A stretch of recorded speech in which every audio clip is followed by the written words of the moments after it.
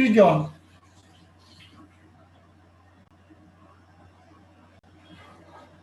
Sir Wahid maybe এখনো join দেয় নাই।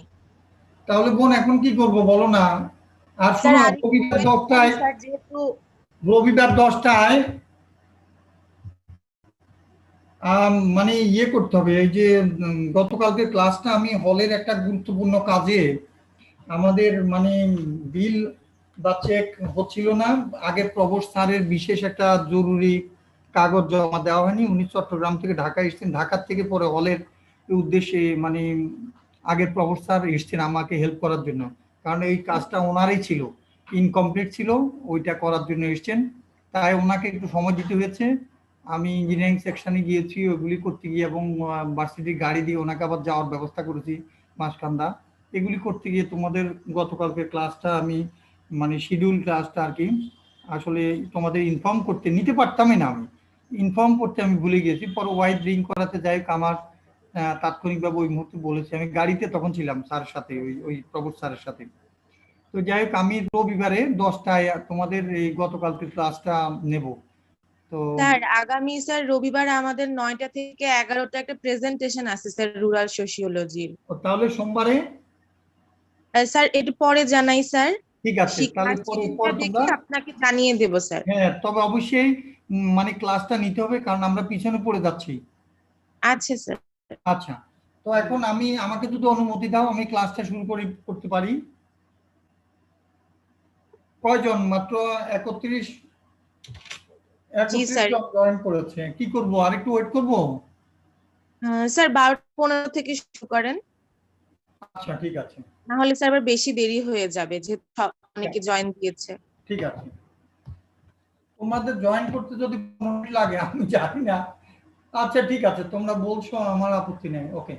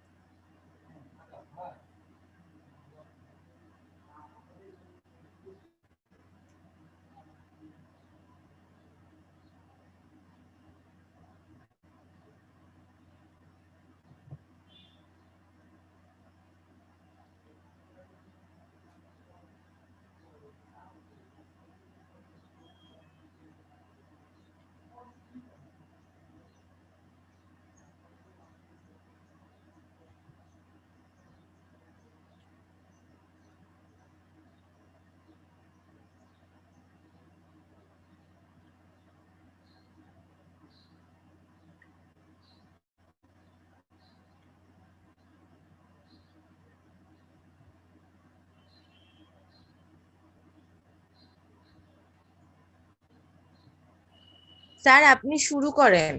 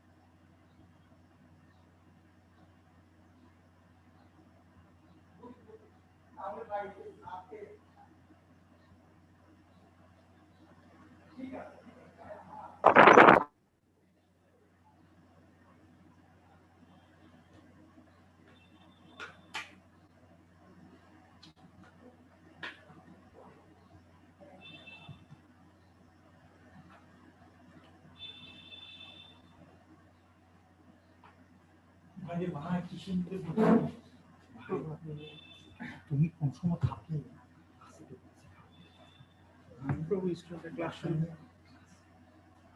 শুরু করে দিচ্ছি কিন্তু। জি স্যার শুরু করেন। দেরি হয়েছে, আমি চিফ ইঞ্জিনিয়ারের সাথে কথা বলেছি, আবারও হলের কথা। শুধু সারা মানে কি একটা পরিবার নিয়ে পড়েছি। আর তোমরা মাইন্ড করো না, বলো স্যার আপনি ক্লাসের মধ্যে এই হল পরিবারে আলাপ করেন, কি করব মানে ছোট্ট একটা 2-4 জনের পরিবার চালাতে পারছি না। সেখানে মানে এত একটা বিরাট বিশাল কিছু হতো না যদি আমি এটা নিয়ে এত মাথা না ঘামাতাম।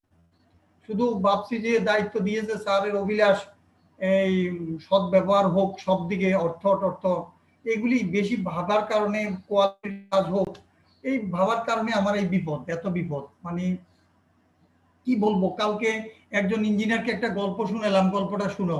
মানে আমি কিনেছি একটা ছাগল, এখন কয়েকজন মিলে রাস্তার মধ্যে আমার সাথে দেখা, বলতেছে ভাই এটা কি কিনেছেন? আমি বললাম ছাগল কিনেছি। বলে আরে এটা তো কুকুর কিনেছেন। একটু পর আরেকজনের সাথে দেখা, বললো ভাই এটা কি নিচ্ছেন? আমি বললাম ছাগল নিচ্ছি।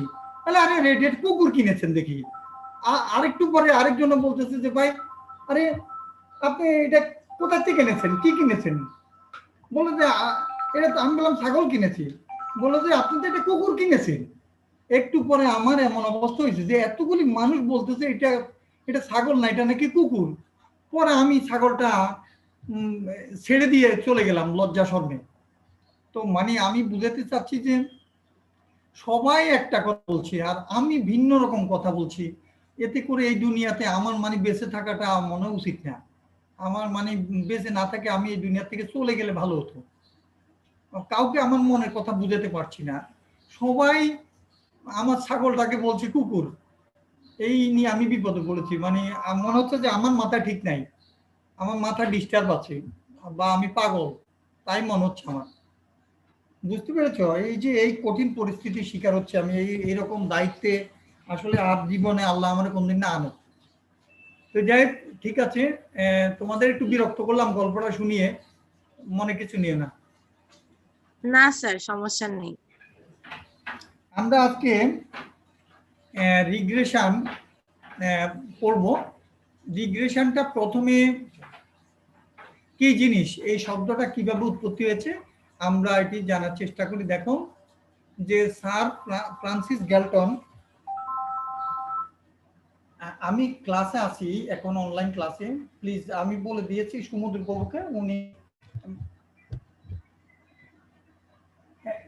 ওই যে সুমদীপ বাবুকে বলে দিয়েছি, ওর সাথে কন্ট্যাক্ট করেন, আপনার ব্লাড গ্রুপ বলে দিবে, ঠিক আছে? ও পজিটিভ বলে দিয়েছে, সুমদীপ বাবুকে রিং দিতে বলেন। ওকে বলে দিয়েছি আপনার ব্লাড গ্রুপ রেডি করার জন্য বলেছি। ওকে,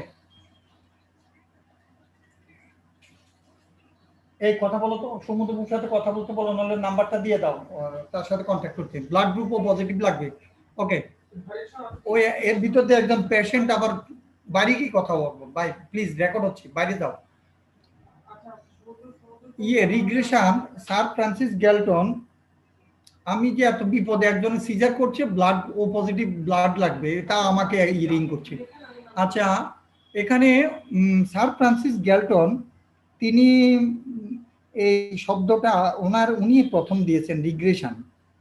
তো উনি কি করেছেন, টল ফাদার মানে লম্বা লম্বা পিতা, তাদের ডাটা নিয়েছেন, আবার যারা শর্ট ফাদার তাদের ডাটা নিয়েছেন। তো যেটা মানে এখানে উচ্চতা, জাস্ট টল ফাদারদের উচ্চতা নিয়েছে, তাদের পুত্রদের উচ্চতা নিয়েছে, যাদের পুত্র আছে, আর এরকম পিতাদের লম্বা লম্বা তাদের নিয়েছে। আবার শর্ট ফাদার এরকম কিছু সংখ্যক নিয়েছে, যাদের আবার দেখা গেছে যে পুত্ররা আছে, পুত্র না থাকলে ওই পিতা নেওয়া হবে না, শর্ট হোক টল হোক যাই হোক। তো এরকম দুইটা গ্রুপ, একটা হলো টল ফাদারদের গ্রুপ, একটা হলো শর্ট ফাদারদের গ্রুপ। আবার টল ফাদারদের তাহলে পুত্রদের উচ্চতা নেওয়া হলো, আবার শর্ট ফাদারদের পুত্রদের উচ্চতা নেওয়া হলো। তারপর দেখা গেল যে যারা টল ফাদার, তাদের গড় উচ্চতার তুলনায় তাদের পুত্রদের গড় উচ্চতা একটু কম। অপরদিকে যারা শর্ট ফাদার, তাদের গড় উচ্চতার তুলনায় তাদের পুত্রদের গড় উচ্চতা একটু বেশি। তোমরা কি বলতে পারবে কি কারণে এরকম, বলো তো, কে বলতে পারবে? টল ফাদারদের গড় উচ্চতার তুলনায় তাদের পুত্রদের গড় উচ্চতাটা একটু কম, বলতে পারবে?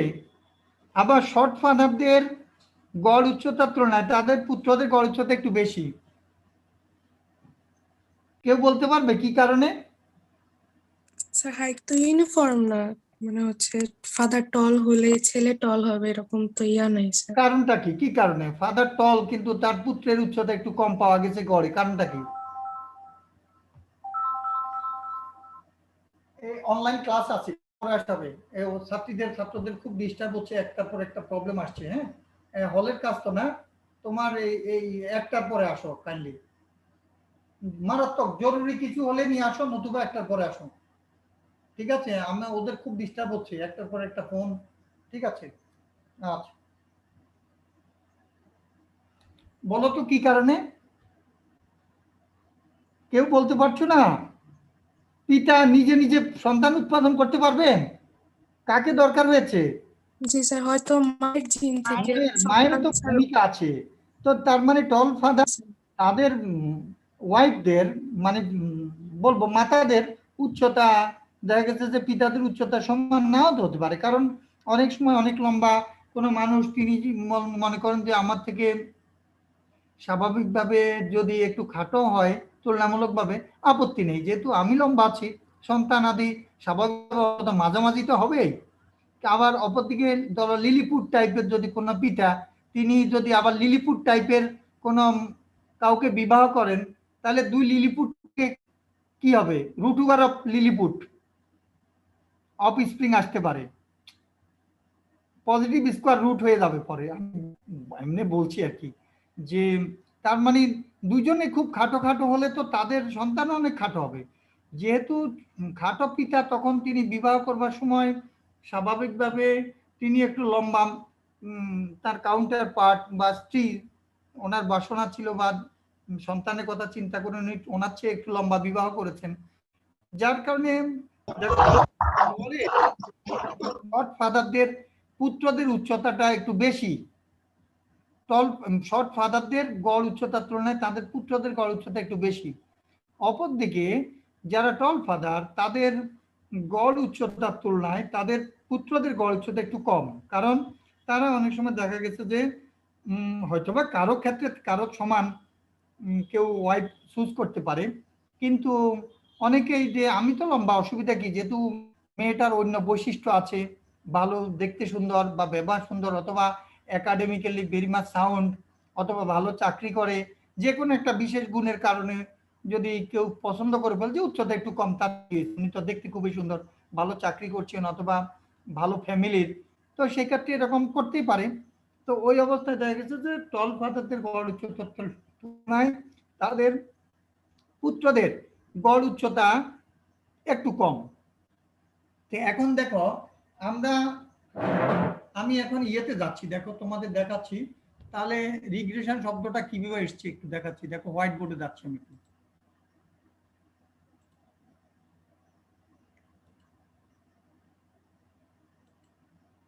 এখানে ধরো তাহলে আমরা যদি গ্রাফিক্যালি একটু ইয়ে করি, সরি এটা আমার কিন্তু সোজা হয়নি। এখন আমরা দেখছি যে এখানে ধরো টল ফাদার, আমাদের কিন্তু বলতো পুত্রদের পিতাদের উচ্চতা এক্স অ্যাক্সিস হবে না পুত্রদের উচ্চতা এক্স অ্যাক্সিস হবে? ওয়াই অ্যাক্সিসে কোনটা হবে, এক্স অ্যাক্সিসে কোনটা হবে বলো তো? কে ডিপেন্ডেন্ট কে ইন্ডিপেন্ডেন্ট, স্যার কে এক্স কাকে প্রভাবিত অ্যাক্সিসে করে? পুত্রদের হাইট হবে আর ওয়াই অ্যাক্সিসে হচ্ছে পুত্রদের হাইট হবে স্যার। ওয়াই অ্যাক্সিসে পুত্রদের হবে আর জি এক্স অ্যাক্সিসে পিতাদের হবে স্যার। পিতাদের হবে। Good good girl, very nice. অর্থাৎ আমরা এখানে তাহলে ইনফ্লুয়েন্সিং ফ্যাক্টর হিসেবে কে, ইনফ্লুয়েন্সিং ফ্যাক্টর কোনটা?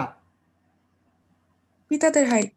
পিতাদের হাইট, গুড, পিতাদের হাইট। সো আমরা এটাকে ইন্ডিপেন্ডেন্ট ভেরিয়েবল বা ইনফ্লুয়েন্সিং ফ্যাক্টর হিসেবে এক্স অ্যাক্সিসে লিখবো, আর ডিপেন্ডেন্ট ভেরিয়েবল হিসেবে পুত্রদের উচ্চতা, সো ওয়াই অ্যাক্সিসে। কাজে এখন ধরো আমি এমনি বোঝানোর সুবিধার্থে যদি বলি, তাহলে দেখো যে যখন পিতাদের উচ্চতাটা বেশি নিলাম, তখন পুত্রদের উচ্চতা গড় উচ্চতা কি হচ্ছে, একটু কম, একটু কম। আচ্ছা, পিতাদের যখন কম নিলাম, শর্ট ফাদার নিলাম, তাদের গড় উচ্চতার তুলনায় তাদের পুত্রদের একটু বেশি। তাহলে আমি পিতারটা যখন বাড়াচ্ছি, তখন পুত্রটা কিন্তু একটু কম থাকছে, পিছনে আছে।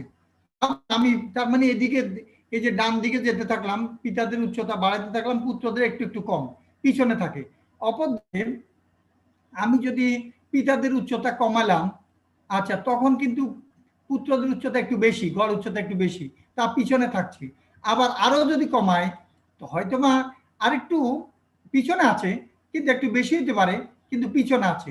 তাহলে আমরা দেখছি যে পিতার উচ্চতা বাড়ানোর সাথে সাথে পুত্রের উচ্চতা আমরা যখন বেশির দিকে যাচ্ছি, তখন কিন্তু পিছনে থাকছে, একটু কম হচ্ছে।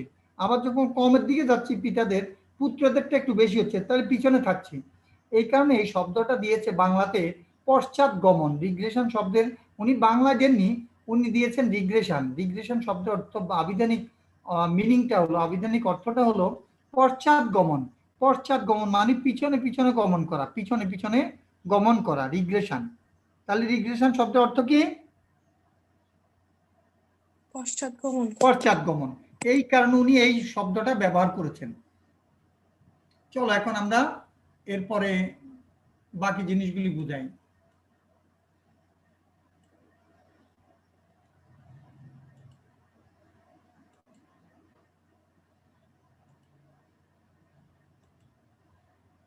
এখন দেখো রিগ্রেশনের মধ্যে আমরা কিন্তু কোরিলেশনের সাথে রিগ্রেশনের একটা যদিও সম্পর্ক রয়েছে, কিন্তু এখানে একটা পার্থক্য আছে। পার্থক্য আছে কি? পার্থক্য হলো এখানে আমরা দুইটাই লিনিয়ার রিলেশনশিপ আলোচনা করব এখন, বা আমাদের তোমাদের এই আন্ডার গ্রাজুয়েটে দুইটা লিনিয়ার রিলেশনশিপ নিয়ে কথা বলে, কোরিলেশন ও লিনিয়ার রিলেশনশিপ নিয়ে কথা বলে, এবং রিগ্রেশন ও লিনিয়ার রিলেশনশিপ নিয়ে কথা বলছে। এখন লিনিয়ার মানে আমি ওই দিন বুঝিয়েছি, একটা ভেরিয়েবলে এক ইউনিট বৃদ্ধির সাথে সাথে বা প্রতি ইউনিট বৃদ্ধির সাথে সাথে আরেকটা ভেরিয়েবলে যদি কনস্ট্যান্ট রেটে বৃদ্ধি বা হ্রাস হয়ে থাকে, তাহলে ওই দুটা ভেরিয়েবলের মধ্যে যে সম্পর্ক রয়েছে সেটাকে আমরা লিনিয়ার বলবো।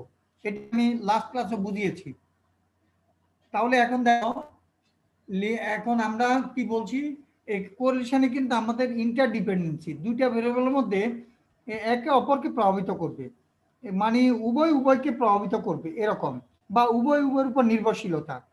কোরিলেশনে হলো উভয় উভয়ের উপর নির্ভরশীল, কিন্তু রিগ্রেশনে কিন্তু একটা ডিপেন্ডেন্ট একটা ইন্ডিপেন্ডেন্ট কনসেপশন, একটা ডিপেন্ডেন্ট আর একটা ইন্ডিপেন্ডেন্ট কনসেপশন। অর্থাৎ একটা হলো ইনফ্লুয়েন্সিং ফ্যাক্টর আর একটা হলো ইনফ্লুয়েন্সড ফ্যাক্টর।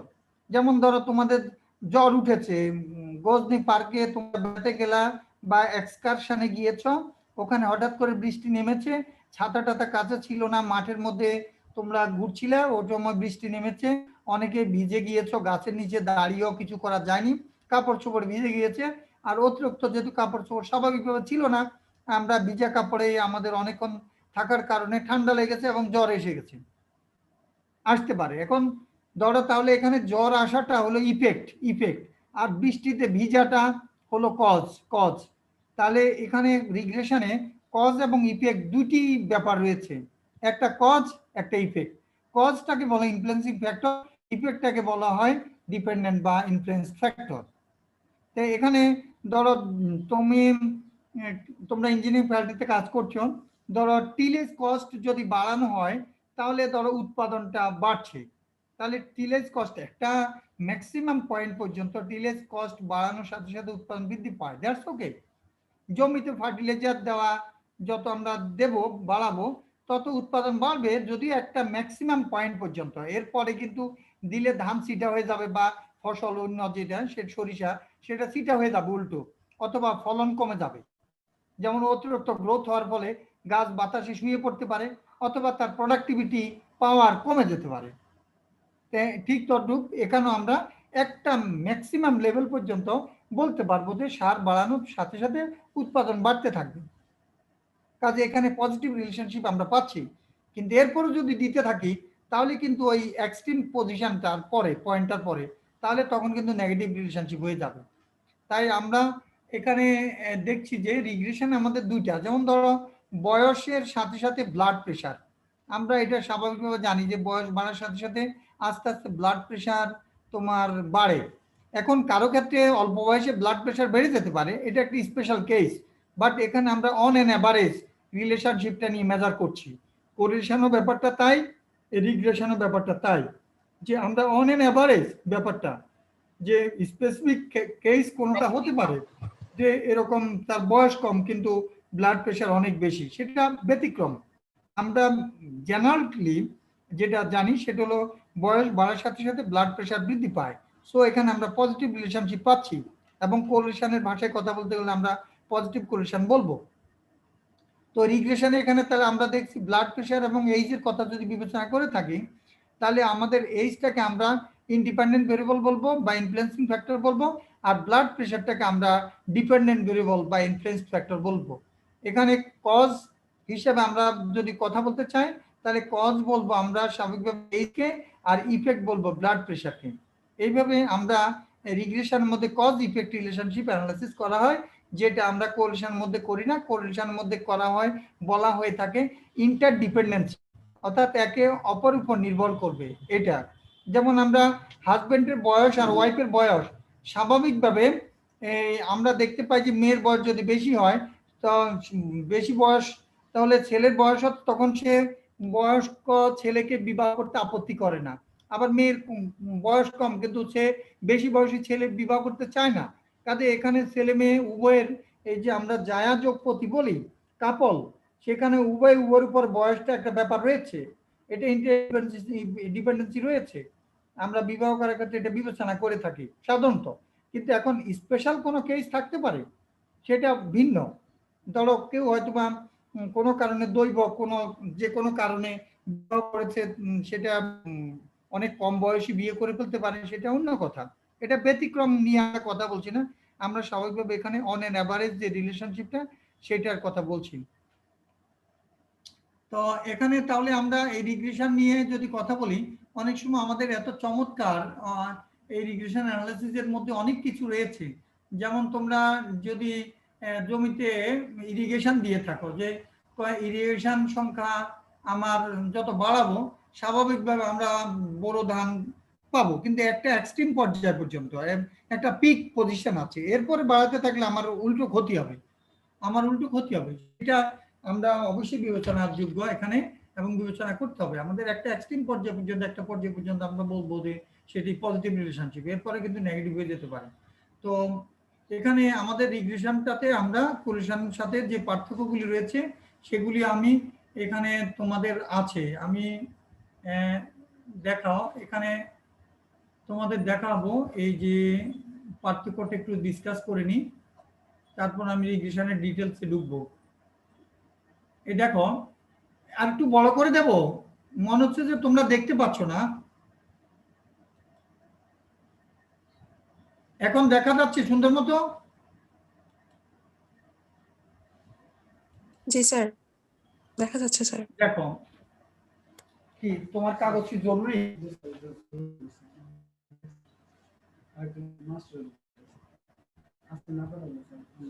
কোন ছাত্রী এটা? আজকে না কেন? 1 মিনিট।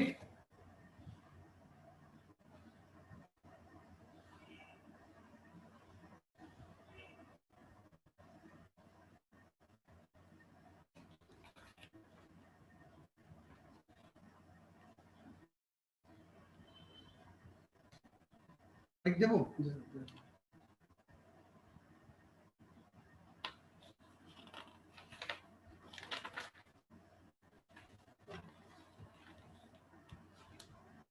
1 মিনিট হবে না, 2 মিনিট।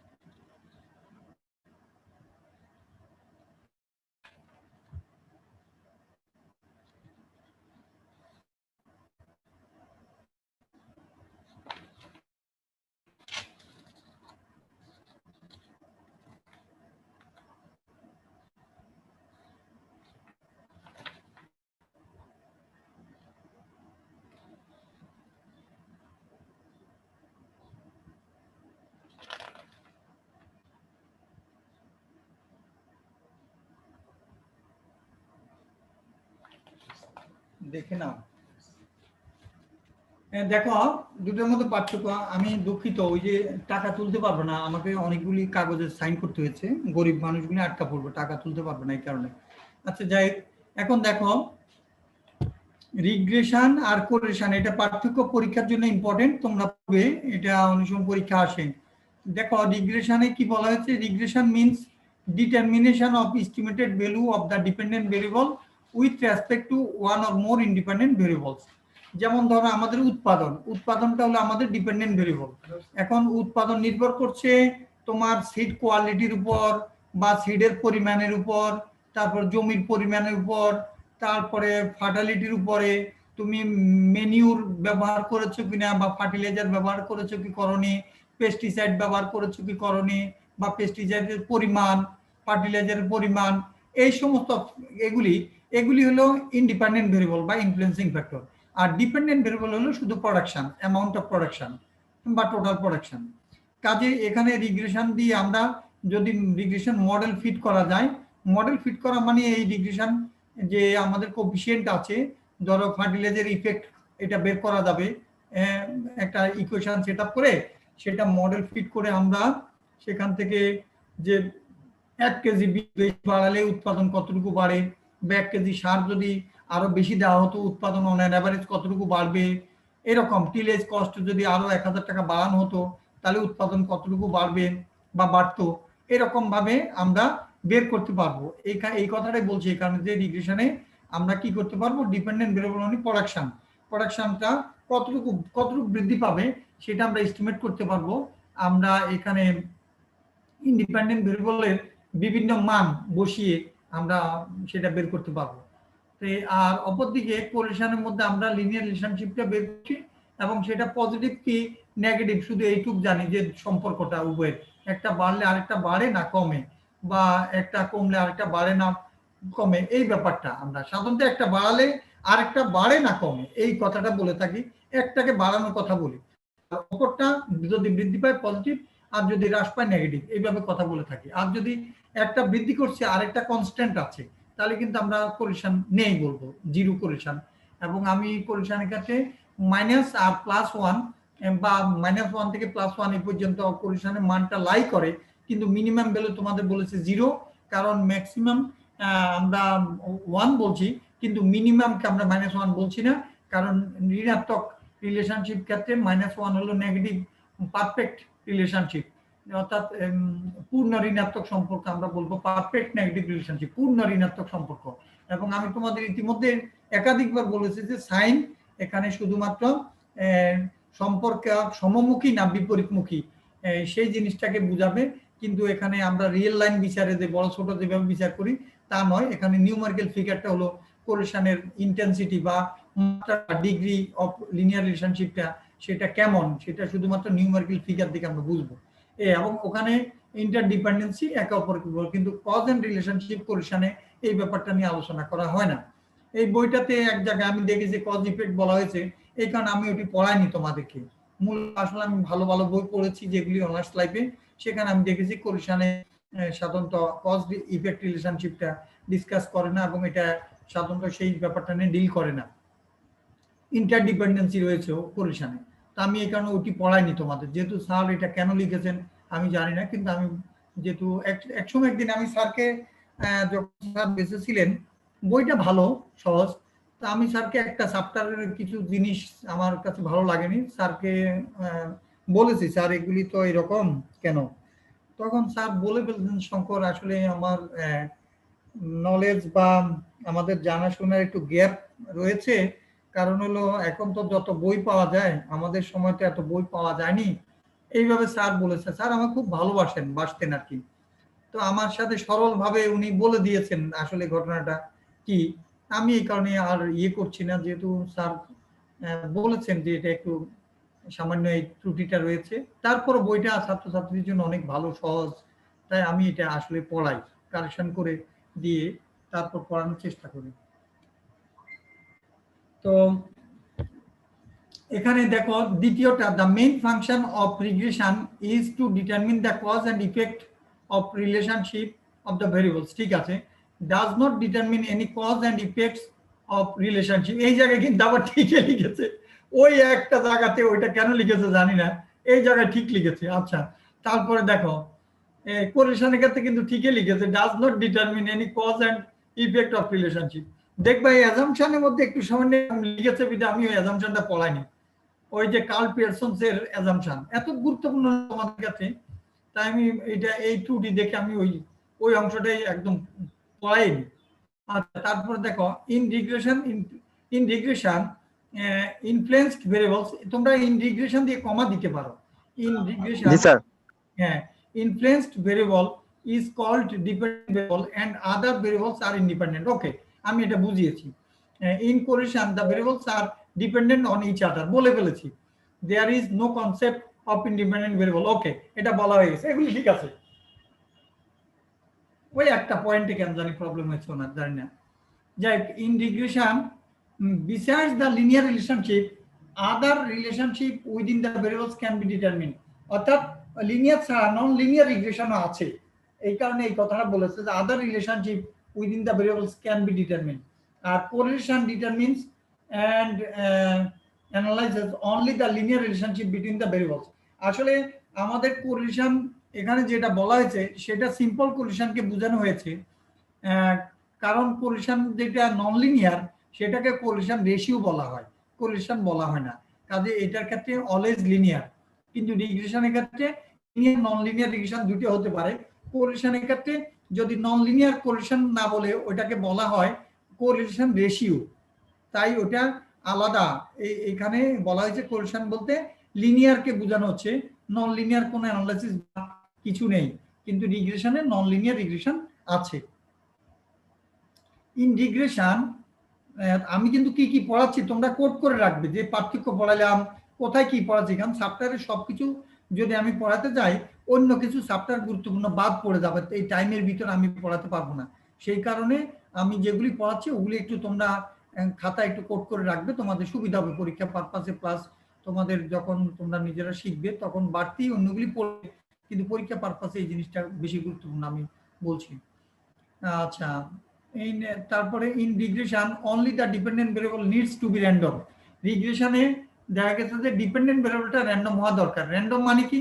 র্যান্ডম মানে ধরো একটা মাতাল যদি মদ খেয়ে মাতলামি করছে, ধরো হাঁটছে, অনেক বেশি মদ খেয়েছে, এখন সে রাস্তা দিয়ে হাঁটছে, হাঁটতে গিয়ে ডান দিকে একটা পা দিচ্ছে, বাম দিকে একটা দিচ্ছে, সামনের দিকে দিচ্ছে, পিছনে দিচ্ছে, মানে কোন দিকে যে যাবে সে মানে টলমল করছে, টলমল টলমল টলমল, মানে ঢুলু ঢুলু করছে। সে একবার সামনে পা দিচ্ছে, ডানে দিচ্ছে, বামে দিচ্ছে, পিছনে দিচ্ছে, এরকম। তাহলে কোন দিকে যে দিবে একজাক্টলি বলা যাচ্ছে না, this is call random, random. তো কাজেই আমাদের এই ডিপেন্ডেন্ট ভেরিয়েবলটা রিগ্রেশনে র্যান্ডম হবে, র্যান্ডম হওয়া প্রয়োজন, কিন্তু কোরিলেশনে দুইটা ভেরিয়েবলে র্যান্ডম হওয়া উচিত কোরিলেশনে। আসলে প্রকৃতপক্ষে আমরা র্যান্ডম না হলেও কোরিলেশন বের করে থাকি, কিন্তু প্রকৃতপক্ষে এই দুইটি র্যান্ডম ভেরিয়েবল না হলে কোরিলেশনটা আসলে কার্ল পিয়ারসন যে কোরিলেশন কোএফিশিয়েন্ট সূত্রটা দিয়েছে, এটা আসলে দুটি ভেরিয়েবল র্যান্ডম হলেই একমাত্র 100% অ্যাপ্লিকেট। যদি আমরা কোরিলেশন, তোমরা রিসার্চ করতে গেলে মাস্টার্সে কোরিলেশন বের করবা, হ্যাঁ, জমিতে সারের ক্ষেত্রে ইত্যাদি ইত্যাদি, টিলেজ কস্টের ক্ষেত্রে, উৎপাদনের সাথে সম্পর্ক, এগুলি কোরিলেশন বের করবে, আমরা করি অ্যাজ ইউজুয়াল, কিন্তু মোস্ট অ্যাপ্রোপ্রিয়েট তখন হবে যদি র্যান্ডম হয় দুইটা। আর যখনই র্যান্ডম ভেরিয়েবল হবে তখনই কিন্তু আনসার্টেনটি বা অনিশ্চয়তা থাকবে, নিশ্চিতভাবে কিছু বলা যাবে না, তখনই প্রবাবিলিটি শব্দটা চলে আসবে, আর প্রবাবিলিটি আসবে, প্রবাবিলিটি ডিস্ট্রিবিউশন আসবে, এই ব্যাপারগুলি আসবে। এবং তিনটা প্রবাবিলিটি ডিস্ট্রিবিউশন আছে তোমাদের জন্য, বিশেষ করে সিলেবাসে, সেগুলি বাইনোমিয়াল, পয়সন এবং নর্মাল ডিস্ট্রিবিউশন আমি পড়াবো। তো এটা পড়ি, আমি টেস্ট পড়িয়ে তারপর প্রবাবিলিটিতে চলে যাব।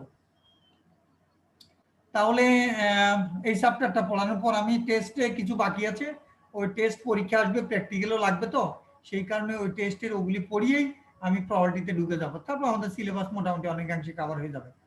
তা এখানে তাহলে ইন রিগ্রেশন তারপরে কি বলেছে, ধরো y is a function of x or x is a function of y, কিন্তু কোরিলেশনে y is a function of x as well as বা and x is a function of y, ওখানে যে কোনো একটা ফাংশন y x এর function অথবা x y এর ফাংশন, কিন্তু এখানে ফাংশন বলতে কি বোঝাচ্ছি, y dependent variable, x independent variable হয়, অথবা x independent variable, sorry x dependent variable, y independent variable, যে কোনো একটা, কিন্তু ওই জায়গায় হলো কি x y কে ডিপেন্ডেন্ট ধরছি, x ইন্ডিপেন্ডেন্ট, একই সাথে আমি x ডিপেন্ডেন্ট y ইন্ডিপেন্ডেন্ট, অর্থাৎ এই ডিপেন্ডেন্সিটা উভয়ের উপর ডিপেন্ডেন্সি হতে হবে বা হবে, এটা সত্য।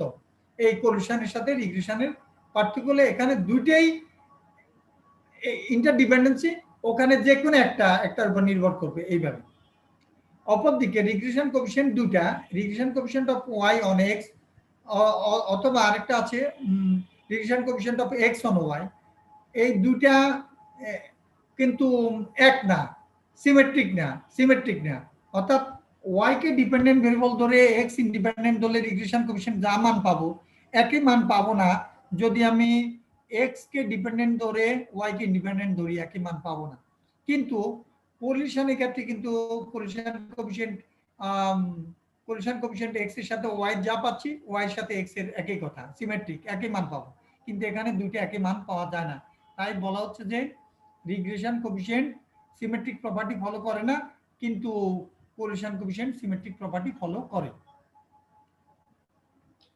It has no upper and lower limits, হ্যাঁ, it has no upper and lower limits মানে কি, রিগ্রেশন কোএফিশিয়েন্ট, কোরিলেশন কোএফিশিয়েন্ট যেমন -1 থেকে +1 পর্যন্ত মান হতে পারে, রিগ্রেশনে কিন্তু এরকম কোনো কথা নেই, -∞ থেকে +∞ পর্যন্ত রিগ্রেশন কোএফিশিয়েন্টের মান যে কোনোটা হতে পারে।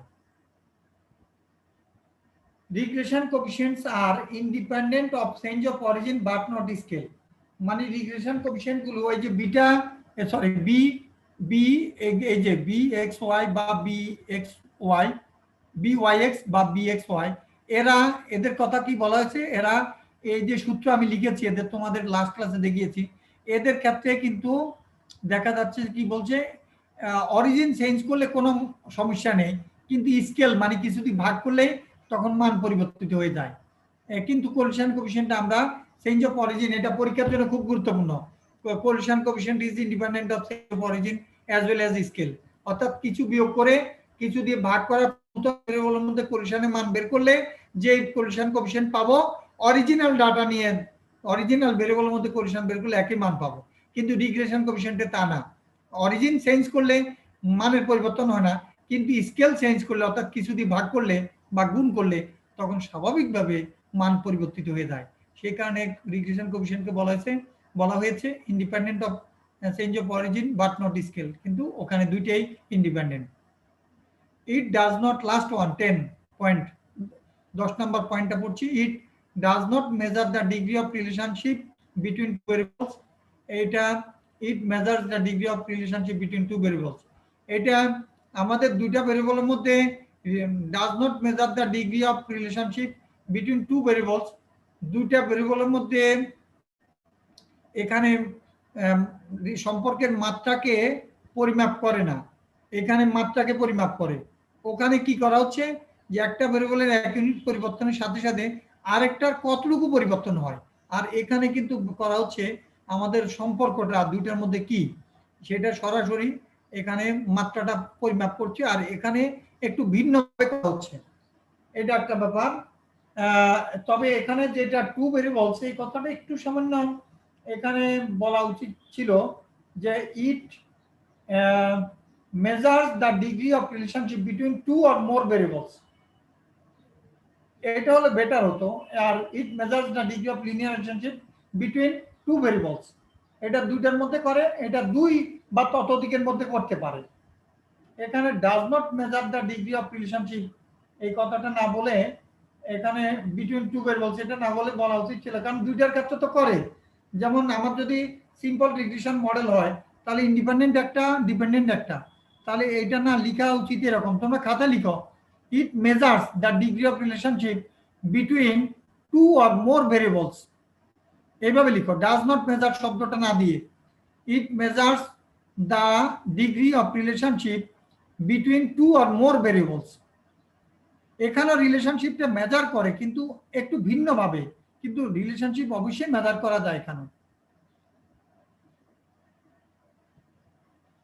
আর ওইটার ক্ষেত্রে দুইটা, ঠিক আছে, কারণ প্রথম ডেফিনিশনটাই দেওয়া আছে, দেখো যে এখানে বলা হয়েছে এই যে two or more independent variables, এই যে প্রথম রিগ্রেশনের ডেফিনিশনটাই, কাজে এটা মেজার করছে two or more variables.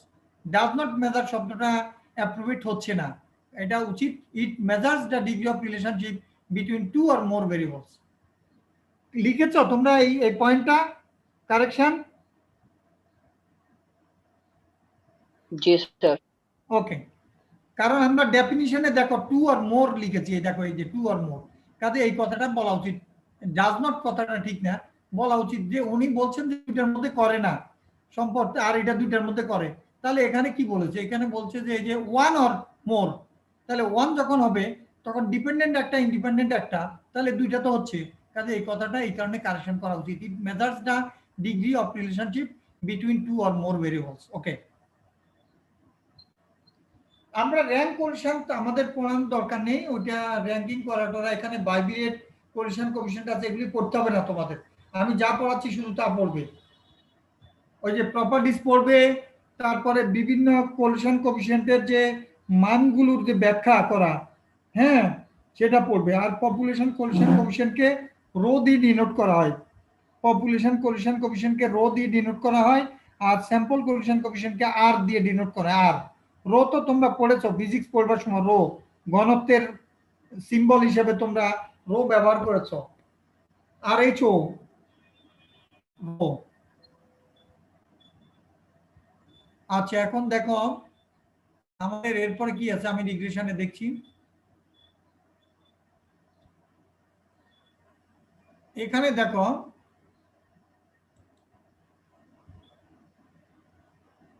Regression একটা মডেল দিয়েছে, এটা y ইজ ইকুয়াল টু, এটা একটু দেখাচ্ছি তোমাদের, আমি হোয়াইট বোর্ডে যাচ্ছি।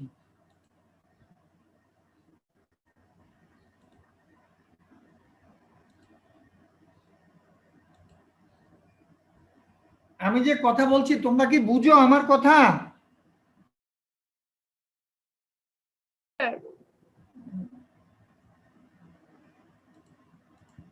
দেখো রিগ্রেশনটা আমরা ধরো এখানে একটা কাজ করতে পারি যে রিগ্রেশন মডেল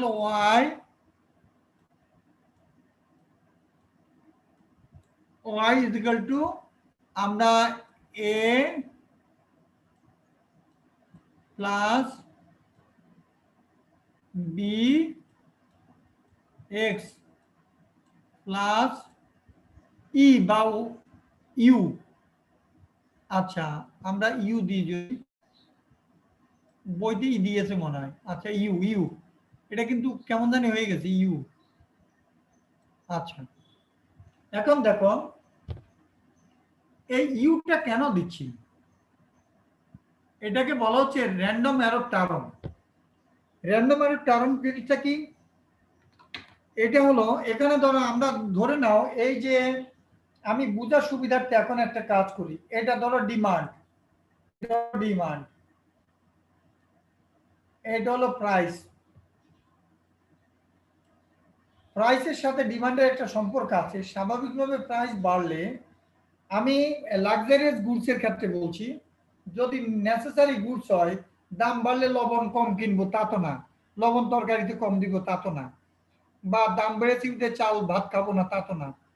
আমি লাক্সারিয়াস গুডস, শৌখিন জিনিসপত্রের কথা বলছি, সেটাতে দেখা গেছে যে স্বাভাবিকভাবে দাম বেড়ে গেলে আমরা ডিমান্ডটা বিক্রি কম হয়, তো ওই হিসাবে তখন আমরা এই এই এই কোএফিসিয়েন্টের মান নেগেটিভ পাবো এটা। এখন দেখো আমাদের ধরো দাম কোন একটা কমোডিটির প্রাইস, আচ্ছা এখানে ধরো কি বলবো, এটা ধরো 5 টাকা একটা জিনিসের দাম, প্রতি ইউনিটের দাম 5 টাকা।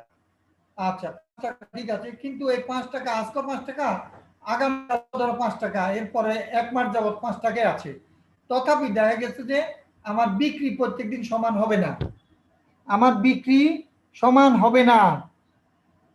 কেন? কারণ বিক্রিটা শুধুমাত্র এই প্রাইসের উপর নির্ভর করে না, বিক্রি অনেকগুলি ফ্যাক্টরের উপর নির্ভর করে। যেমন তোমার বৃষ্টি হচ্ছে হঠাৎ করে, ঝড় তুফান, দোকান খোলা আছে কিন্তু মানুষ আসেনি, তখন বিক্রি কিন্তু এখন আজকে যে ঝড় তুফান হবে এটাকে আমরা জানতাম? আমরা তো জানি না, হঠাৎ করে মেঘ ছিল না, এই বাতাস অল্পক্ষণের মধ্যে ঝড় তুফান শুরু হয়ে গেল, সারাদিন আর মানুষ কেউ বেরোলো না, ইলেকট্রিক খাম টাম ভেঙে পড়লো, অনেক কিছু গাছ পড়লো, কেউ আর দোকান খোলা, দোকানদার বসে আছে, তাহলে এই যে বিক্রি কম হলো।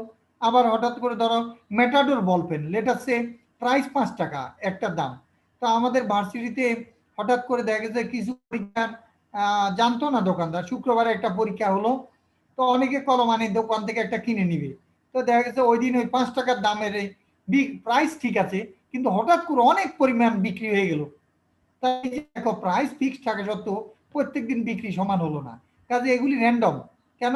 এই যে দোকানদার নিজেও জানতো না যে অমুক দিন একটা পরীক্ষা হবে, যে শহরে একটা পরীক্ষাটা শহর হওয়ার কথা ছিল, গতকালকে রাত্রে হঠাৎ করে ভাইস চ্যান্সেলর স্যারকে ফোন করেছে যে আজকে সকালবেলা পরীক্ষাটা ক্যাম্পাসে হবে, কেন এই ওখানে একটা যে কোনো অপ্রত্যাশিত ঘটনা ঘটার সম্ভাবনা আছে, সেই কারণে এই পরীক্ষাটা এখানে নেবেন। তাহলে এই যে র্যান্ডমলি, এগুলি র্যান্ডম। আর অপরদিকে বিক্রিটা শুধু প্রাইসের উপর নির্ভর করে না, বিক্রি তোমার দোকানদারের চেহারার উপর নির্ভর করে, বিক্রি দোকানের পজিশনের উপর নির্ভর করে, বিক্রি দোকানদারের ব্যবহারের উপর নির্ভর করে, বিক্রি দোকানের কি পরিমাণ সেল হয় এবং লেটেস্ট দ্রব্যাদি পাওয়া যায় কিনা সেটার উপর নির্ভর করে। তারপরে বিক্রিটা নির্ভর করতে পারে যে ওখানে যদি কম্পিটিটিভ মার্কেট হয়ে থাকে, পাশে আরো দোকান থাকে, তার উপর নির্ভর করতে পারে। এরকম অনেকগুলি ফ্যাক্টর উপরে বিক্রিটা নির্ভর করে, তা যার কারণে আমরা অন্যান্য ফ্যাক্টর কনসিডার করিনি, তখন সেগুলি কিন্তু এই ইউর ভিতরে ঢুকেছে। এখন ইউ কিন্তু ইউর ভিতরে, ইউটাকে র্যান্ডম ফ্যাক্টর বলা হচ্ছে। এখন বলে স্যার তার দোকানদারের চেহারাটা কি র্যান্ডম হয়ে যাবে, ব্যবহারটা কি র্যান্ডম, ও জানি না কিরকম ব্যবহার করে, ভালো না খারাপ, আজকে খুব সুন্দর, কাল হঠাৎ করে পাগলের মতো ব্যবহার করতে পারে, উন্মাদের মতো খারাপ ব্যবহার করতে পারে, তা আমরা বলে স্যার তা কি র্যান্ডম হবে? না, সেটা র্যান্ডম নয়, সেটি সিস্টেমেটিক, বা ফিক্সড ইফেক্ট হতে পারে, কিন্তু সেটি মডেলে এক্সপ্লিসিটলি কনসিডার না করলে তখন ইউ যেহেতু র্যান্ডম ফ্যাক্টর, তার সাথে ঢুকে গেলে সব র্যান্ডম হয়ে যায়। যেমন ধরো একটা মাতালের সাথে যদি কোনো সুস্থির মানুষকে মাতালের সাথে কানেক্ট করে দেওয়া হয় দড়ি দিয়ে বা কোনো কিছু দিয়ে একত্র করে দেওয়া যায়, তাহলে কিন্তু তখন মাতাল ওই লোক দাঁড়িয়ে থাকলো, মাতালের মাতলামির কারণে ওই লোক কিন্তু আর দাঁড়িয়ে থাকতে পারবে না। তাই ফিক্সড ফ্যাক্টর বা সিস্টেমেটিক ইফেক্ট ফ্যাক্টরগুলো যেগুলি রয়েছে সেগুলি র্যান্ডম ফ্যাক্টরের সাথে একত্রিত হওয়ার ফলে সেটা নেচার পুরোপুরি বা র্যান্ডম হয়ে যাবে। যার কারণে এখানে এই অ্যারর টার্ম বা র্যান্ডম টার্ম হিসাবে বা ডিস্টারবেন্স টার্ম হিসাবে এই ইউটা আমরা অন্তর্ভুক্ত মডেলে করেছি। কারণ আমার উৎপাদনটা শুধু প্রাইস দ্বারাই, প্রাইসের উপর নির্ভর করছে না, আর সাবস্টিটিউট গুডের প্রাইসের উপর নির্ভর করতে পারে, সাপ্লিমেন্টারি গুডের প্রাইসের উপর নির্ভর করতে পারে, ইত্যাদি ইত্যাদি অনেক ফ্যাক্টর। আর এখানে হলো প্রাইস আপ ডাউন যাই করি না কেন, মূল্যের প্রাইসের ইফেক্ট থাকুক বা নাই থাকুক তো আসে জানা, যদি না থাকে বা আমরা এখানে প্রাইসটা এই যে এটা এখানে যদি 0 বসিয়ে দিই প্রাইস, তারপরও তাহলে আর প্রাইসের ইফেক্ট থাকবে না, অথবা প্রাইসের ইফেক্ট নাই। প্রাইসের ইফেক্ট নাই না থাকা মানে কি, ধরো প্রাইসের ইফেক্ট নেই, এটা বিটার মান বির মান 0, তার মানে কি প্রাইস বাড়ালে যে পরিমাণ বিক্রি হয়, প্রাইস কমালেও সেই পরিমাণ বিক্রি হয়। এরকম একটা কমোডিটি কি রকম হতে পারে বলো তো? কোন কমোডিটি হইতে পারে দাম কমে যাওয়ার কারণে বিক্রি যেরকম হচ্ছে, কাছাকাছি বিক্রি হচ্ছে দাম বাড়ার পরও, কি রকম একটা নিত্য প্রয়োজনীয় দ্রব্যের দাম নাম বলো তো? দাম 10 টাকা বেড়ে গেছে কেজিতে, এমন একটা দ্রব্যের নাম বলো তো? এই 10 টাকা বেড়ে যাওয়ার কারণে বিরাট একটা পরিবর্তন হবে না ইয়ের ক্ষেত্রে, ক্রয়ের ক্ষেত্রে, কেনার ক্ষেত্রে বিক্রি বেশি একটা হবে না। আবার দাম অনেক বেড়ে গেছে, কমে গেল, তাও বিরাট বিক্রি যে হবে তাও না। এটা কি বলো তো?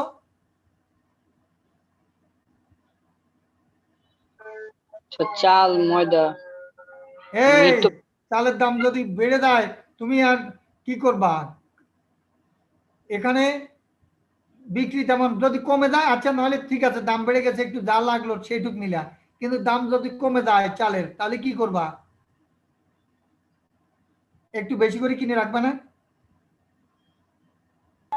স্যার বস্তা তো স্যার 50 কেজি কিনে স্যার। বুঝেছি, কিন্তু যদি তোমার 50 কেজি কেনার কথা ছিল না, দাম যে মাত্র শুনলা, তুমি ভাবলা 10-15 কেজি বা 25 কেজি বস্তা কিনবে, যে মাত্র শুনলা দাম অনেক কমে গেছে তুমি 50 কেজির এক বস্তা কিনে ফেললা, তাহলে কিন্তু যদি লবণের দাম 10 টাকা বেড়েছে তাহলে তুমি কি লবণে যেটুক লাগবে ওইটুক কিনবা না? জি স্যার। আচ্ছা, লবণের দাম যদি কমে যায়, 10 টাকা কমে গেছে, তাহলে তুমি বেশি করে লবণ কিনে রাখবে? না স্যার। তরকারিতে লবণ বেশি দিবা? না স্যার। না স্যার। যদি দাম বেড়ে যায় কম দিবে? না স্যার। এই যে লবণটা বেশি অ্যাপ্রোপ্রিয়েট। এটা দেখা গেছে যে দাম বেড়ে যাক কমে যাক, আমাদের চাহিদাটা স্বাভাবিকভাবে তেমন একটা ভেরিয়েশন হয় না, যার কারণে তখন এইটার ক্ষেত্রে একমাত্র দেখা যায় এই বিটা কোফিশিয়েন্টটা অ্যাবাউট 0 বা 0-র কাছাকাছি, যে প্রাইসের সাথে ডিমান্ডের বেশি একটা পার্থক্য নেই। আমরা মানে সেই ক্ষেত্রে ডিমান্ড পার্থক্য নেই তা না, মানে ডিমান্ডটা আপ ডাউন করছে না, প্রাইসের সাথে সম্পর্কটা যে দেখা গেছে যে তোমার মোটামুটি স্টেবলে থাকছে, তখনই বোঝা যাচ্ছে প্রাইসের ইফেক্ট নেই, যে এই কমোডিটির ক্ষেত্রে প্রাইসের ইফেক্ট নেই, মানে প্রাইস যাই করি না কেন আমার কাছাকাছি ডিমান্ড একই রকম হচ্ছে, কাজে বুঝতে হবে এই প্রাইসের সাথে এখানে ডিমান্ডের যে সম্পর্কটা এটা তেমন আপ ডাউন করছে না, সো আমরা এখানে ইফেক্টটা এখানে 0 বলতে পারি। তো ধরো এটা 0 যদি হয় তাহলে এটা থাকবে না, কাজে এই কনস্ট্যান্ট ডিমান্ড যেটা সেটা এ যে প্রাইস যাই হোক না কেন আমার এই কনস্ট্যান্ট ডিমান্ড হলো ইন্টারসেপ্ট টার্ম, যেটা তোমরা এইচএসসি তে পড়ে আসছো মনে হয়। হ্যাঁ, স্লোপ, এটা স্লোপ। হ্যাঁ, এই বিটা হলো স্লোপ আর এটা হলো ইন্টারসেপ্ট টার্ম, এই স্লোপ আর ইন্টারসেপ্ট টার্ম পড়ে এসছো। আচ্ছা, এখন দেখো এটার মান নেগেটিভ হওয়া মানে তোমার ডাউনওয়ার্ড ট্রেন্ড ফলো করবে, আর পজিটিভ হওয়া মানে আপওয়ার্ড ট্রেন্ড ফলো করবে, এগুলি পড়েছো তোমরা, আপওয়ার্ড স্লোপিং, ডাউনওয়ার্ড স্লোপিং। আচ্ছা, আর ইউটা হলে এররটা কিভাবে পাবো? এই এররটাকে এখন আমরা মিনিমাইজ করার চেষ্টা করব, এবং রিগ্রেশন মডেলে এই এররটা কি জিনিস, এররটা কি জিনিস এটা একটু বুঝার আছে। অনেক কিছু বুঝিয়েছি, আর একটু সামান্য বুঝাতে হবে।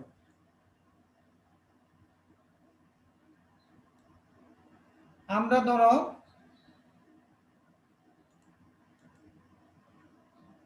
আমাদের ডাটা থাকবে, ডাটা দিয়ে আমরা এই যে রিগ্রেশন মডেল, ধরো y is equal to a plus b x plus u, এখান থেকে আমরা লিস্ট স্কোয়ার্স মেথড, একটা মেথড আছে যেটা লিস্ট স্কোয়ার্স মানে এরর মিনিমাম করা, এররকে মিনিমাম করে এ আর বি এর মান এমন ভাবে বের করব যাতে করে আমার যখন এস্টিমেটেড মডেল, সেটাকে আমরা লিখব এইভাবে,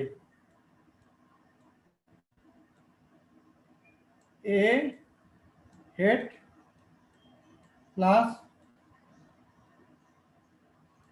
বি হেড প্লাস ইউ। দাও টান খেয়েছে ইয়েতে, মাউসের মধ্যে ইউ। এখন দেখো আমরা এখানে ইউ ইজ ইকুয়াল টু, একটা কাজ করি, এখানে সব এস্টিমেটেড দিয়ে বলছি, ইউ যদি দিই এইটাকে ইয়ে করতে হবে। এক মিনিট, এখানে মডেলটা, দুটা মডেল, একটু ওয়েট করো, ঠিক করে নি, এটা দেব না। একটাকে বলা হচ্ছে, এটাকে বলা হচ্ছে পপুলেশন রিগ্রেশন লাইন, এটা উপরেরটা, আর এটাকে বলা হচ্ছে স্যাম্পল রিগ্রেশন লাইন বা মডেল যদি বলি, এটাকে পপুলেশন রিগ্রেশন মডেল, আর এটাকে বলা হয় স্যাম্পল রিগ্রেশন মডেল। নিচেরটাকে বলা হচ্ছে স্যাম্পল রিগ্রেশন মডেল। এটার মধ্যে একটা জিনিস বাদ গেছে, এক্সটা দিয়ে নাও, এক্সটা, এই এক্সটা দয়া করে নিচে এক্সটা দিয়ে নাও বি এর সাথে, এক্স মানে প্রাইস। আচ্ছা এখন দেখো,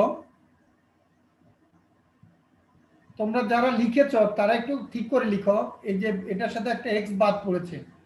আচ্ছা এখন দেখো, আমরা এই মডেলে পপুলেশন নিয়ে কাজ করতে পারি না, আমরা স্যাম্পল নিয়ে কাজ করব। কারণ এই যে প্রাইসের বলি অথবা তোমার প্রোডাকশন বলি, জমিতে কোনো ধানের উৎপাদন, তাহলে ওয়াই হলো উৎপাদন, আর এক্স হলো তোমার ধরো ফার্টিলাইজার ব্যবহার, সেটা যদি করে থাকি, তাহলে আমরা প্রত্যেক ক্ষেত্রে সারা বাংলাদেশে যত জমিতে কোন একটা ভ্যারাইটি ধানের বা গমের করে থাকে, সবগুলি যদি কনসিডার করি, তাহলে ওটা পপুলেশন রিগ্রেশন মডেল হতো। কিন্তু আমাদের বাস্তবতা সম্ভব হয় না এত লার্জ স্কেলে কাজ করা, তাই আমরা স্মল স্কেলে করলে ওটা স্যাম্পল, একটা সামান্য পরিমাণে বাদ গেলে ওটা স্যাম্পল হয়ে যাবে। তাহলে এই স্যাম্পল রিগ্রেশন মডেল ফিট করবো, এবং এটার মধ্যে আমরা কি করব, এই মডেলটা একটু বুঝিয়ে নিয়ে তোমাদের ইয়ে করে দিচ্ছি, ছেড়ে দিচ্ছি, নামাজ পড়তে যাবো নাকি। এখানে দেখো,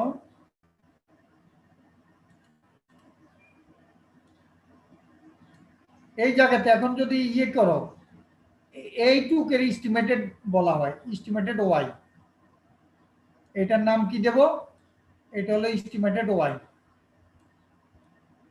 এস্টিমেটেড ওয়াই।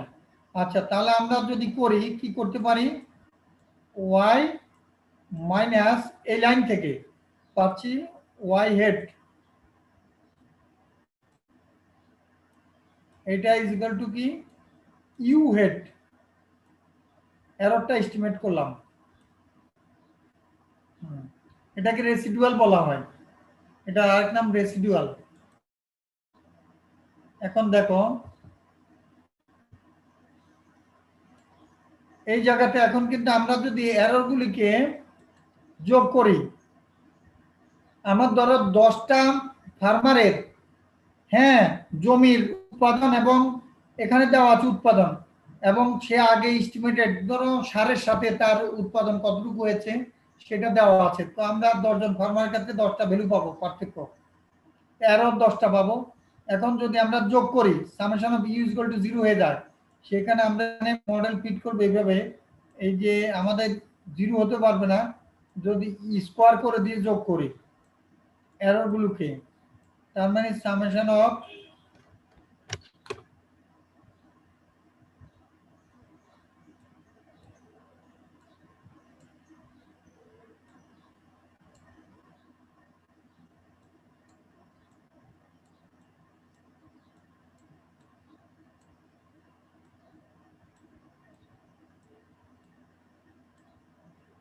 এটা কিন্তু summation। তোমরা একটু ঠিক করে নাও, আমি লিখতে পারছি না, এত ঝামেলা হচ্ছে। একটু ঠিক করে লিখতে চাই, তাও পারি না। এটা সামেশন। এখন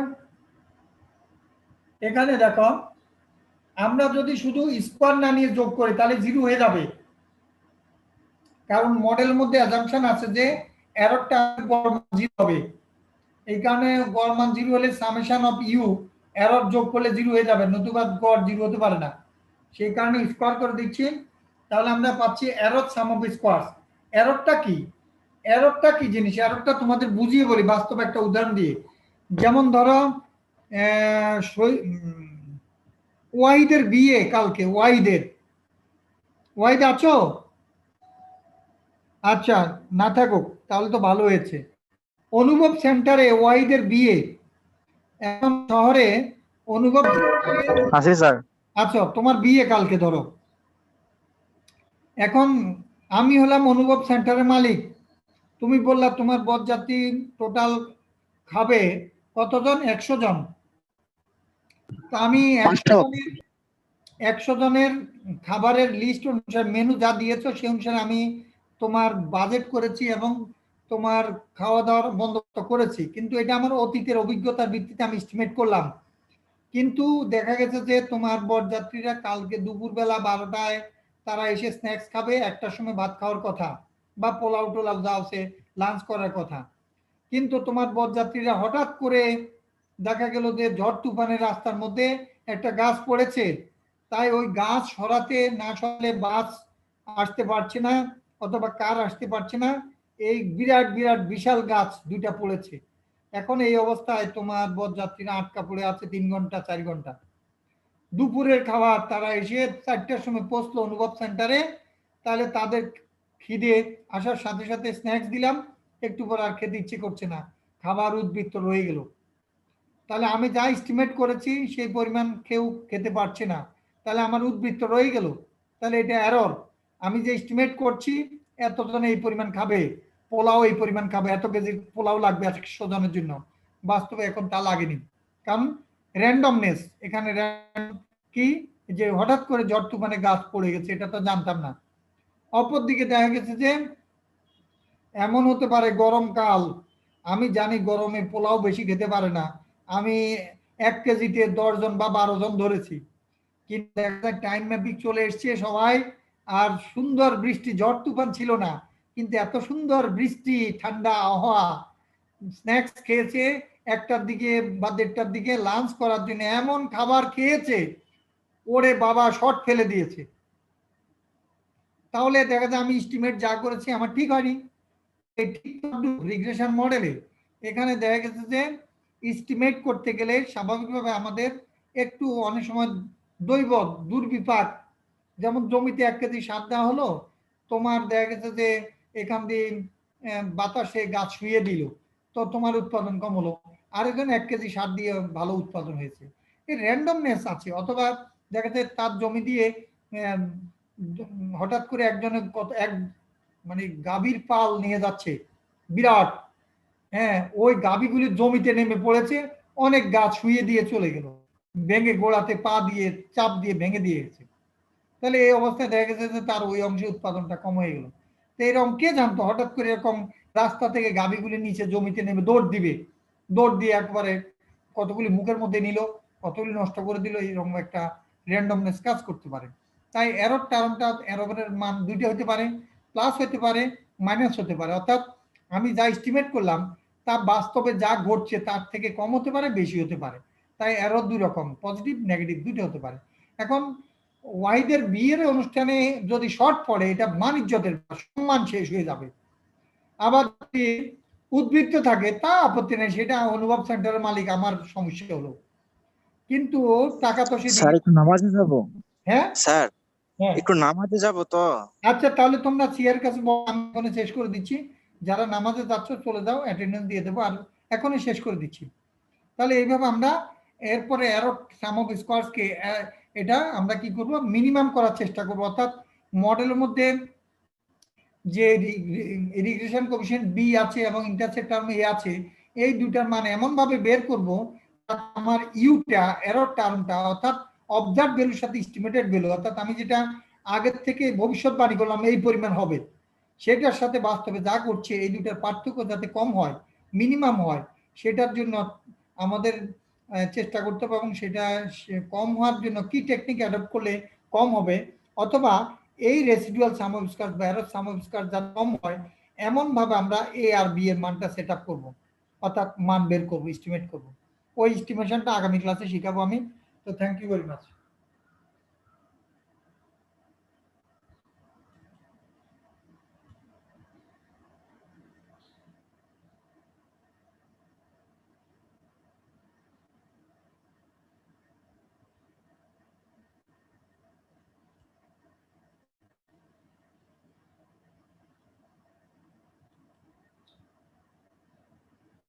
তোমাদের কেমন লেগেছে ক্লাস আমি জানি না, কিন্তু আমি কিন্তু এই কোর্সটা লেভেল 4-এ পড়াই, অ্যাডভান্স লেভেলে, মানে বড় বড় ছাত্রছাত্রী, তোমাদের বড় বোন ভাই তাদেরকে পড়িয়ে থাকি, এবং দীর্ঘদিন যাবত এই কোর্সটা আমি লেভেল 4-এ পড়াচ্ছি।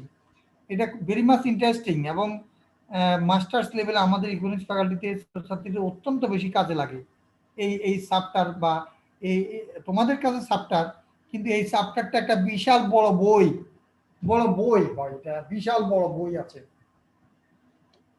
যাই হোক, তোমাদের দেরি করে ফেলছি কারণ জয়েন করেছ 15 মিনিট লেগেছে জয়েন করতে, আর আমারও ব্যস্ততার কারণে ডিস্টার্ব করেছি বারবার তোমাদের, এর জন্য আমার দুঃখ প্রকাশ করা ছাড়া কোনো গতি থাকছে না। তারপর আমি চেষ্টা করে, তোমরা কিছু বুঝতে পেরেছো মোটামুটি?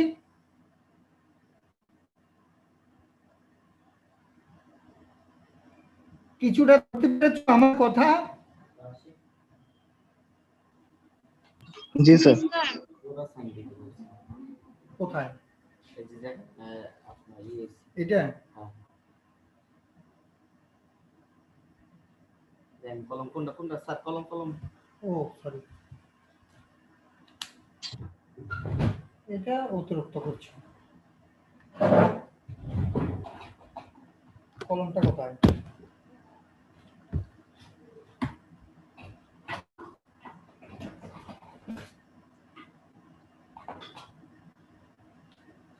এখানে একটা বল পেন ছিল তো।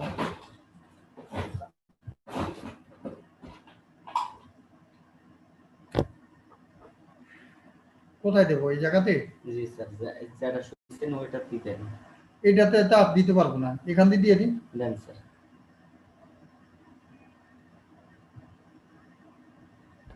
না ঠিক আছে, আর দিব? আরেকটা দিয়ে দিবেন।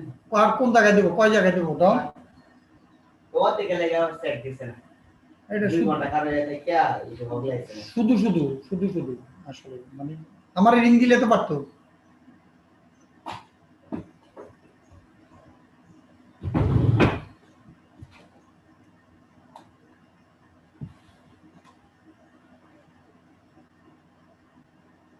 আলপনা Khatun.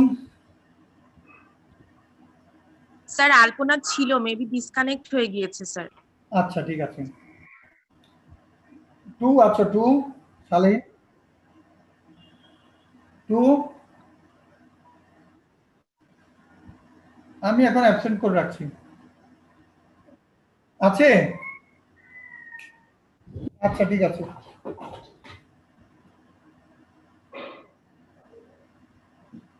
3 Yes sir.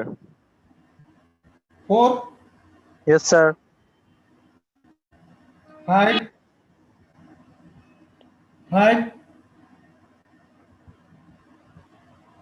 9 Yes, sir. 11 yes sir. 12, Yes, sir. 14, 14, Yes, sir. Yes, sir. जी sir আছে ঠিক 14. আছে, দিয়েছি। 15 Ghalib, Present, sir. 17, Yes, sir. 14 sir. 18, Yes, sir. 19, Yes, sir. 19, 23, Yes, sir. 23। Yes, sir. আচ্ছা, অর্ণব কি নেই না? 19, অর্ণব তো সব ক্লাস করে, আজকে নেই। Sir, আছে স্যার আছে। আচ্ছা, 24, Yes, sir. উপমা আছো? 25, উপমারে অনেকদিন পাই না।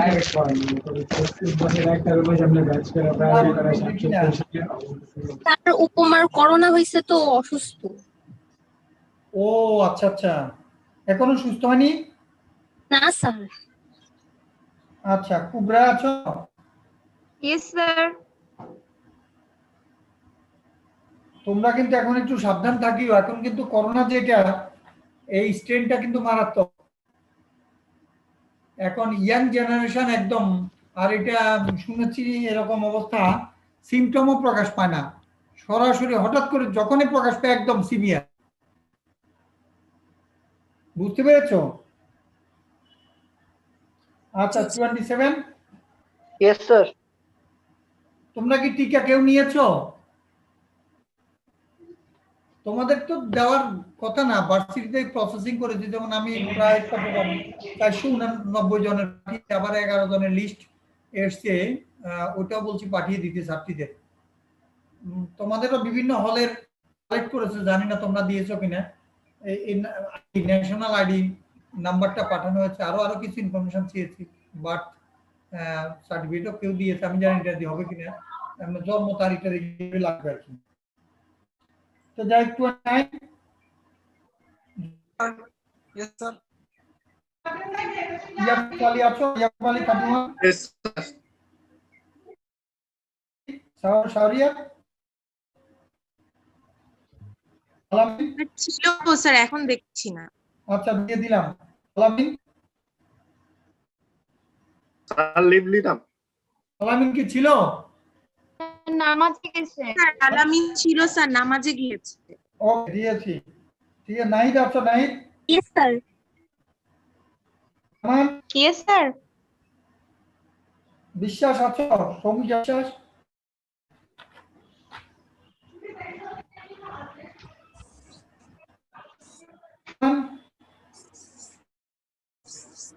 সাদিয়া, স্যার ওর মাত্রই কারেন্ট চলে গেছে, ও ছিল। কি আছে? Ajmer, Yes, sir. জাহিদুল ইসলাম, Yes, sir. Imran, Yes, sir.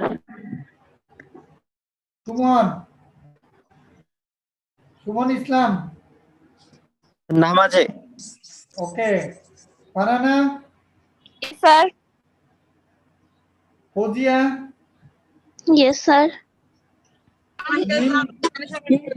Mim, yes sir. Mim, Yes, sir. Masrul Haque, উস্তাদ স্যার ও আইডি দিয়ে গেছে। ঠিক আছে। Ishtar Jahan, yes sir. আচ্ছা, লাস্ট ক্লাসে ছিলে না? না sir. Sinthia, Yes, sir. Ashif, Yes, sir. Jahangir Alam,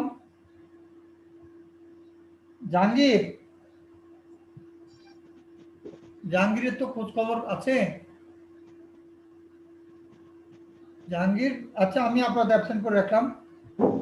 ফারানা, Yes, sir. Suchi, yes sir. Rashid, Mamunur Rashid, Sir, yes, sir. Sir, আসি।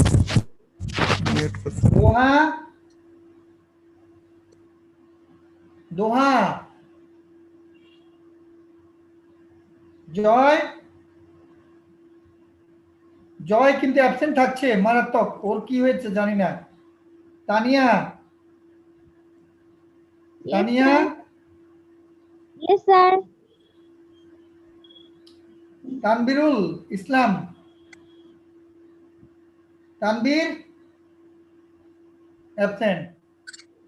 তামজিদ তামজিদ স্যার নামাজে গেছে। আচ্ছা, তানবিরুলকে অ্যাবসেন্ট দিয়েছি আর তামজিদকে প্রেজেন্ট দিয়েছি। ওকে, আব্দুর রব রব অ্যাবসেন্ট।